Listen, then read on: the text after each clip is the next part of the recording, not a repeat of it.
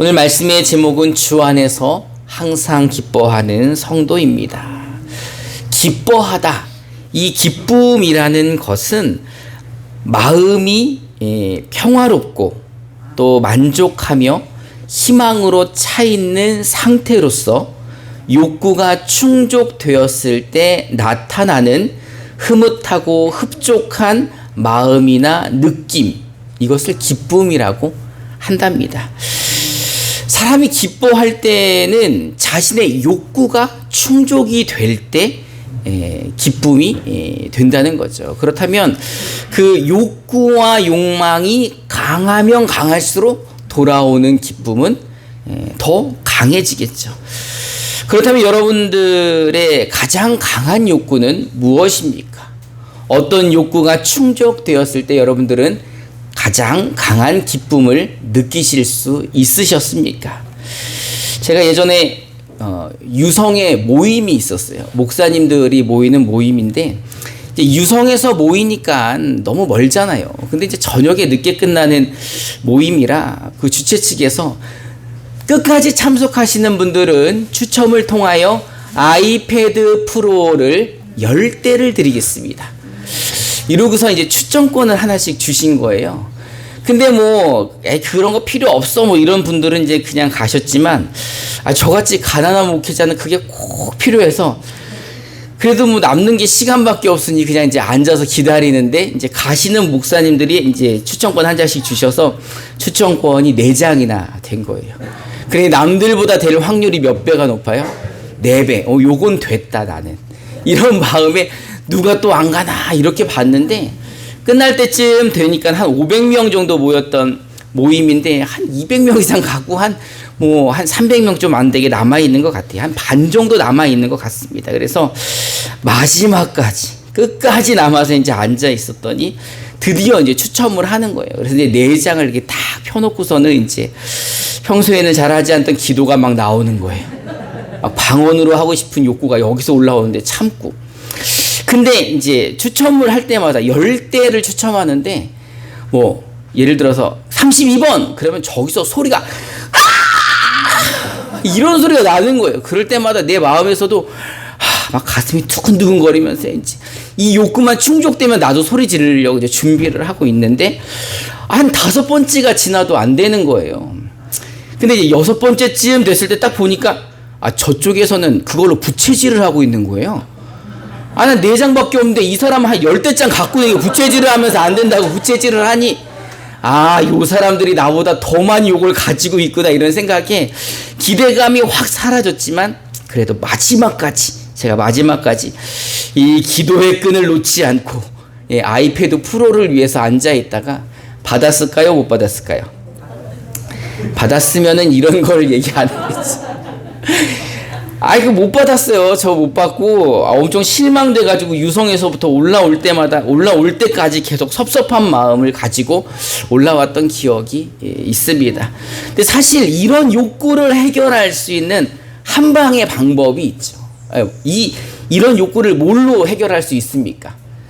그 아이패드 프로 얼마나 돼요? 그거 한 150만 원 정도 하는 거 그냥 150만 원 껌값 아니에요? 껌값?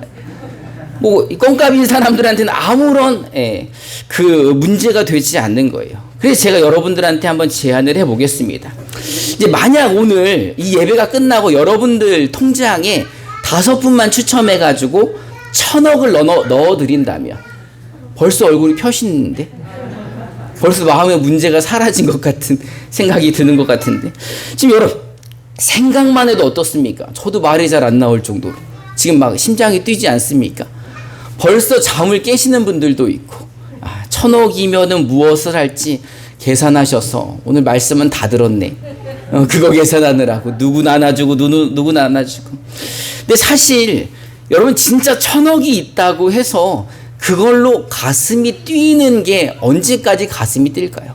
처음에는 가슴이 깊어서 뛰지만 나중에는 누가 그걸 훔쳐가지 않을까 무서워서 가슴이 뛰고 다음 주에 아마 이 자리에 쥐도새도 모르게 사라지시는 분들이 생길지도 모를 것 같습니다. 옛날에 우리나라에서 제일 부자였던 어떤 모 그룹 회장님이 이런 이야기를 하셨답니다. 내가 죽을 때가 됐는데 나를 죽지 않게 해줄 수 있는 사람에게 내 재산의 절반을 주겠다 라는 소문이 있었어요. 여러분들 잘 아실 거예요. 그 재산의 절반이면 얼마입니까? 지금 삼성전자는 내 거일 수도 있는데, 그런데 그분 아직까지 살아 계십니까? 오래전에 가셨죠. 오래전에. 여러분, 그 세상의 욕망이나 욕구는 돈으로 해결할 수 있지만 그 기쁨은 영원하지 못하죠. 그리고 그것을 영원히 누릴 수가 없는 것입니다. 그러나 여러분들이 오신 지금 이 자리에 영원한 것이 있습니다. 그것은 바로 하나님의 말씀입니다. 오늘 이 말씀이 우리의 영원한 기쁨이 되기를 주님의 이름으로 축원합니다. 오늘 우리가 함께 볼 본문에는요, 빌립보 교회 이야기가 나옵니다. 그 빌립보 교회는 어디 있나 지도에서 한번 보았더니 우리가 아주 익숙한 동네입니다. 벌써 3주째 이 지중해를 우리가 여행하고 있는데, 지도를 보시면 우리 지난주에 봤던 에베소 교회도 저기 있고, 그죠? 지난주에 나누었던 고린도 교회도 있고, 그 위에 이 마게도니아 지방 바로 앞에 보면 빌립보라는 지역이 있습니다. 여기는 마게도니아에서 제일 큰 성이에요. 그래서 성경에서도 보면 제일 첫째 가는 성이라고 나와 있습니다. 이 빌립보 교회는 바울이 2차 전도 여행 때 세운 교회입니다. 이 교회는요, 이 지역이 크기도 하지만 또 이방인들이 대부분이었습니다. 그리고 아주 성경에 유명한 사람들이 다니는 교회입니다. 어떤 유명한 사람들이 있었는지 오늘 말씀을 통해 한번 확인해 봅시다. 우리 사도행전 16장 11절부터 15절을 우리말 성경으로 저와 여러분들이 한 절씩 교독해 봅시다. 제가 먼저 11절을 봉독해 봅니다. 우리는 드로아에서 바다로 나와 배를 타고 사모드라게로 곧장 갔다가 이튿날 네아폴리로 갔습니다.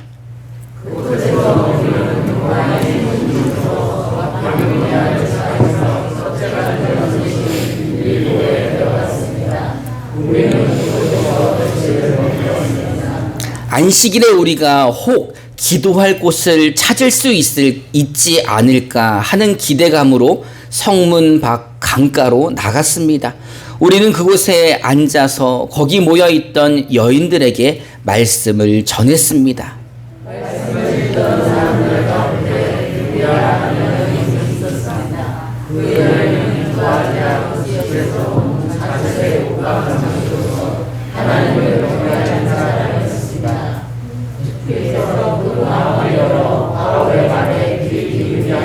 우리 함께 읽어봅시다. 루디아는 그 집안 식구들과 함께 세례를 받고 저를 참된 신자로 여기신다면 제 집에 오셔서 머물러 주십시오 하고 간청하면서 우리를 자기 집으로 데리고 갔습니다. 이 바울은 이 마게도니아에서 가장 큰 성 빌립보에 이르러서 복음을 전합니다. 근데 제일 먼저 복음을 받아들였던 사람이 여인, 그 자주장사 루디아, 여러분 잘 아시잖아요. 자주 색깔 옷감을 파는 루디아였는데, 사실 이 루디아라는 것이 사람 이름이 아닙니다. 이 루디아는 지역 이름이에요. 말하자면 우리가 안성댁, 충주댁 이렇게 얘기하는 것처럼 루디아라고 하는 것은 그 지역에서 온 여자라는 뜻입니다. 그 여자의 이름이 아닌 거죠. 근데 이 루디아가 복음을 제일 먼저 듣고 자기네 집을 제공을 합니다. 그래서 그 여인의 집에서 빌립보 교회가 시작이 되는 거죠. 이 여인 말고도 아주 유명한 사람이 또 있습니다. 그 사람은 이 왜 극단적인 선택을 하려던 이 간수장이 그 바울의 전도를 받고 주 예수를 믿으라, 그리하면 너와 내 집이 구원을 얻으리라. 들어는 보셨죠? 안 들어봤으면 지금 들어보세요.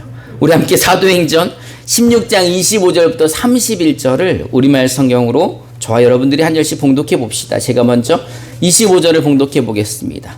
한밤중쯤 됐을 때 바울과 실라가 기도하며 하나님께 찬송을 부르자 다른 죄수들이 귀 기울여 듣고 있었습니다. 그런데 갑자기 큰 지진이 일어나 방문이 곧바로 방문이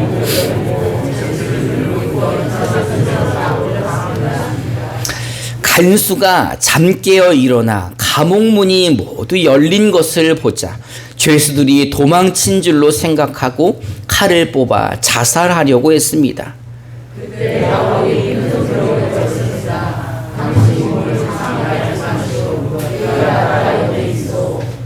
간수는 등불을 달라고 하더니 불이 나게 달려 들어와 부들부들 떨면서 바울과 실라 앞에 엎드렸습니다.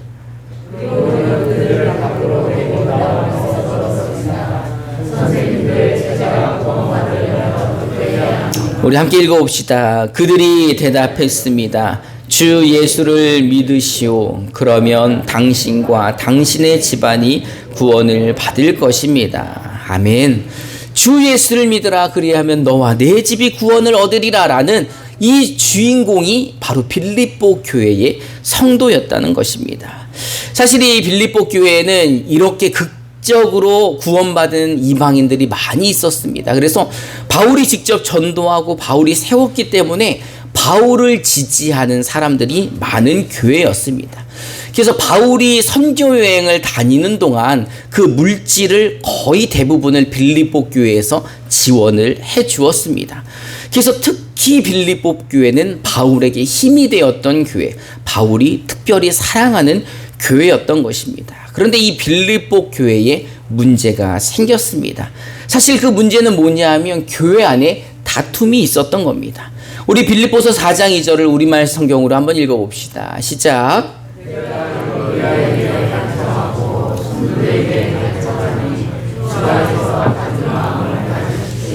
이 사실 유오디아와 순두계라는 이 여자 성도들은 굉장히 열심히 있는 사람이고 바울을 굉장히 많이 도와줬던 사람뿐만 아니라 초대교회에서 굉장히 중요한 역할을 했고 로마에서도 아주 이름이 나 있는 사람들입니다. 근데 이 열심히 있는 두 사람이 지금 다툼이 있어서 문제가 생겼던 것이고 그 문제로 인해 지금 빌립보 교회의 그 불화의 원인이 됐던 것입니다. 그들이 어떤 문제로 싸웠는지에 대해서는 성경에서는 나와 있지 않습니다. 뿐만 아니라 바울도 그 문제가 뭔지는 언급하지도 않아요.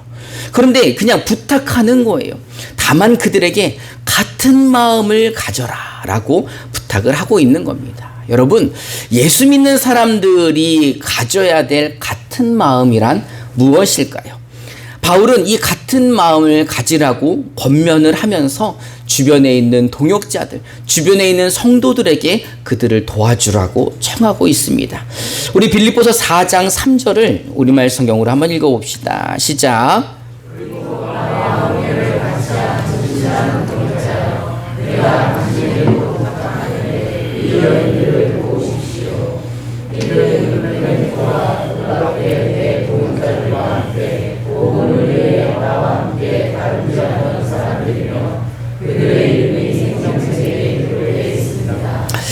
바울은 이제 그 주변의 진실한 동역자, 같은 교회의 빌립보 성도들에게 부탁을 하는 겁니다.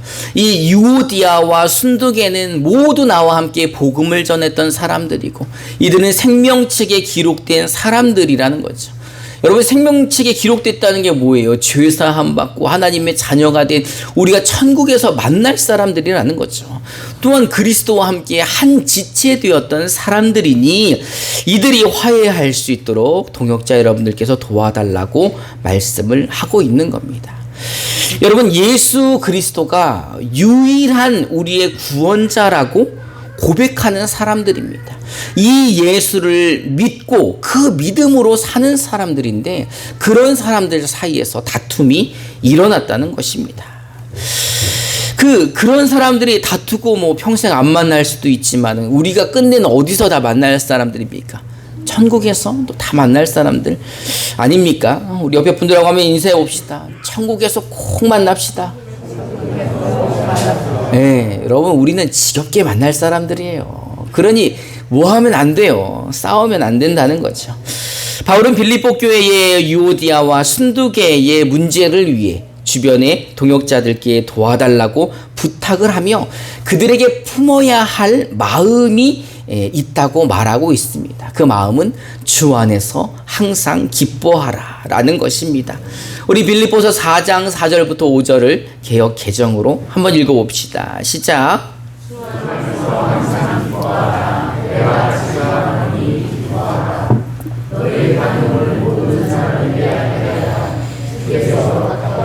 아멘. 주 안에서 항상 기뻐하라.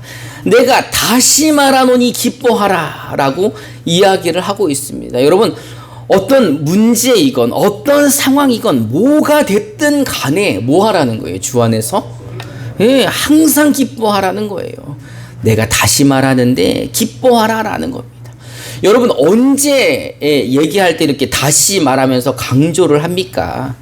우리 집에서는 주로 많이 쓰는 어법이에요. 아이들이 말을 안 들을 때 엄마가 하지 말랬지, 하지 말랬다. 지금 장난하지 말라 그래, 장난치지 말랬다. 이 2번 얘기하는 거. 이게 그 사람이 반박할 시간을 주지 않는 거예요. 항상 기뻐하라. 아니 근데요, 내가 다시 말하는데 기뻐하라. 그러니까 아무 말도 하지 말고 어떤 상황이든 간에 둘이 같이 어떤 마음 품으라는 겁니까? 주 안에서 항상 기뻐하는 마음을 품어라 라고 말씀하고 있는 겁니다. 우리 옆에 분들하고 한번 인사해 봅시다. 주 안에서 항상 기뻐합시다. 여러분, 주 안에서 항상 기뻐하라는 것은요, 세상 것을 가지고 만족을 느끼지 말고 주 안에서 주의 말씀으로 기뻐하라 라는 겁니다. 그리고 뿐만 아니라 2번째로 우리 바울 선생님이 모든 사람에게 너의 관용을 나타내라 라고 이야기를 합니다. 관용이 뭡니까? 관용. 제가 관용이 뭔지 찾아봤더니 남의 잘못 따위를 너그럽게 받아들이거나 용서하는 것이 관용입니다. 여러분, 예수 믿는 사람이라면 주 안에서 항상 기뻐하고 다른 사람의 잘못을 너그럽게 받아주고 용서해야 예수 믿는 사람이라는 것입니다. 여러분, 지금 우리가 어떤 자리에 앉아 있습니까? 우리가 지금 예배의 자리에 앉아 있는 거예요. 여러분, 여기에 앉아 있다는 것은요, 하나님께서 초대하셨다는 겁니다. 그리고 하나님을 만나러 왔어요. 그래서 우리가 신앙 고백을 하잖아요. 하늘에 계신, 그 주기도문이죠. 전능하사 천지를 만드신 하나님 아버지를 내가 믿어.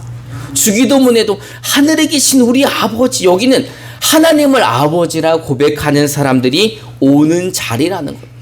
우리가 어떻게 하나님의 자녀가 되었습니까? 하나님의 자녀가 되려면 죄의 문제를 해결해야 되는데 이 죄의 문제를 누가 해결해 주셨습니까? 예수님께서 십자가에서 대신 죽음으로 말미암아 우리의 죄의 문제를 해결해 주시고 그 예수를 믿는 자들에게 하나님의 자녀가 되는 권세를 주셨기에 우리가 이 자리에 앉아 있는 거죠. 말하자면 우리는 예수 때문에 이 자리에 있는 거고, 예수님의 그 십자가 공로 때문에 하나님이 우리를 용서해 주시고 자녀 삼아 주셨다는 겁니다. 우리는 사실 이스라엘 사람들이 아니잖아요. 우린 유대인들이 아니잖아요. 선민이 아니라는 거예요. 그들이 말하는 우리는 이방 사람들이지만 우리는 예수 때문에, 예수 그리스도 때문에 죄 용서함 받고 하나님의 자녀가 된 사람들인 것입니다.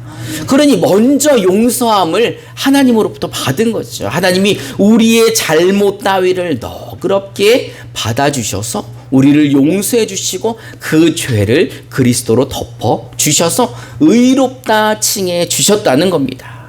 그래서 우리가 심판받지 않고 우리가 죄 때문에 멸망당하지 않는 것입니다. 여러분 믿으십니까? 우리 요한복음 3장 16절부터 18절을 우리말 성경으로 한번 읽어봅시다. 시작.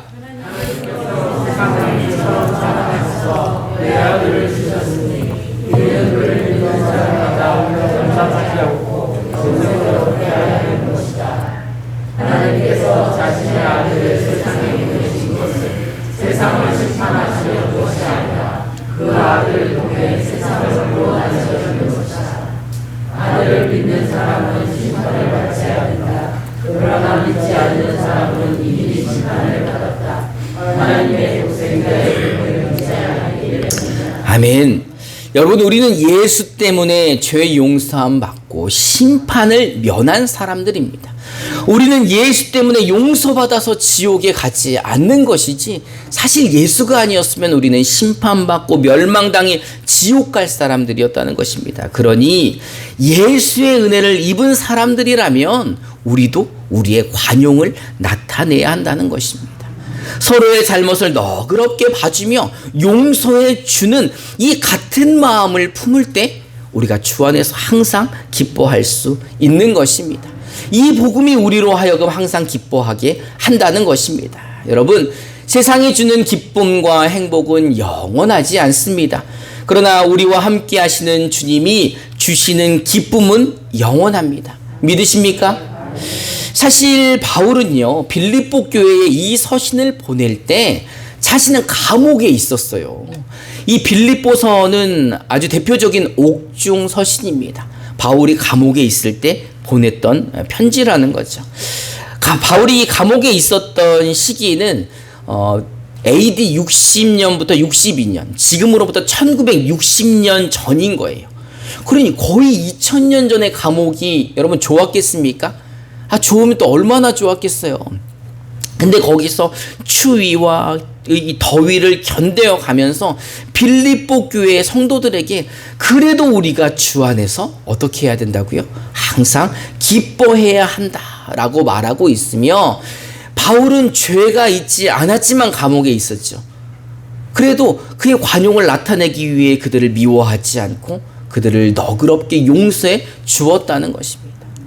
바울은요, 주 안에서 항상 기뻐하며 관용을 나타낼 수 있는 비결을 이렇게 설명하고 있습니다. 우리 빌립보서 4장 6절부터 7절을 우리말 성경으로 한번 읽어봅시다. 시작.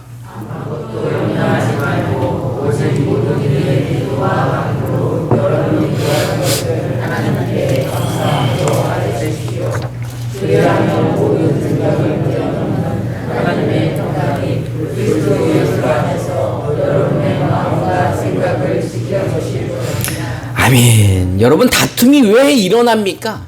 내 생각과 맞지 않아서 내 마음으로는 받아들일 수가 없어서 다툼이 일어나는 겁니다. 사실 우리 모든 감정은 이 뇌가 주관을 하죠. 그래서 이 뇌를 사람들은 마음이라고도 하고 생각이라고도 하는 건데, 이 바울은 이 마음과 생각을 하나님의 평강이 그리스도 예수 안에서 지켜주신다고 말씀하고 있는 것입니다. 여러분, 임마누엘이 무슨 뜻입니까? 임마누엘이 무슨 뜻입니까? 하나님이 우리와 함께 하신다는 겁니다. 그렇다면 이미 우리 안에는 하나님의 평강이 임하고 계시다는 겁니다. 아멘. 그런데 왜 걱정하고 왜 염려하십니까? 바울은 아무것도 염려하지 말고 모든 일에 뭐 하라는 거예요? 기도하라는 거죠. 항상 기뻐하지 않고 주 안에서 항상 기뻐하지 못하고 관용을 베풀지 못했다는 것은 모든 일에 기도하지 않았다는 거죠. 그러니 모든 일에 기도하지 않았으니 그 모든 것들이 내 안에 근심과 걱정으로 와서 나를 힘들게 했다는 거죠. 내 마음을 힘들게 하고 내 생각을 힘들게 하고, 그래서 관용할 수 없으니 그 열심히 전도하고 그 열심히 선교했던 여인 둘이 싸움을 했던 겁니다. 여러분, 기쁨을 하나님께 감사함으로 우리가 아르지 않았기에, 기쁨이 뭐예요? 우리의 욕구의 이 만족을 하나님께 감사함으로 아르지 않았기에, 우리가 필요한 것들을, 우리가 구하고자 하는 것들을 감사함으로 아르지 않았기에 여러분의 마음이 평화롭고 만족하며 희망차 있는 상태가 되지 않았다는 거죠. 기도하지 않았기 때문에. 그러니 이제 우리가 오늘 이 말씀을 통해 우리가 주 안에서 항상 기뻐하기 바라신다면 뭐 해야 될까요? 염려하지 말고 기도해야 된다는 것입니다. 우리가 우리의 관용을 나타내고자 한다면 우리가 어떻게 해야 될까요? 이제 우리는 걱정, 근심하지 말고 기도해야 된다는 것입니다. 여러분, 기도하시겠습니까? 여러분, 모든 일에 감사함으로 아뢰시겠습니까? 그럴 때 모든 생각을 뛰어넘는 하나님의 평강이 그리스도 예수 안에서 여러분의 마음과 생각을 지키실 것입니다. 아멘. 이 시간 우리 함께 찬송하며 결단하는 시간 갖도록 하겠습니다.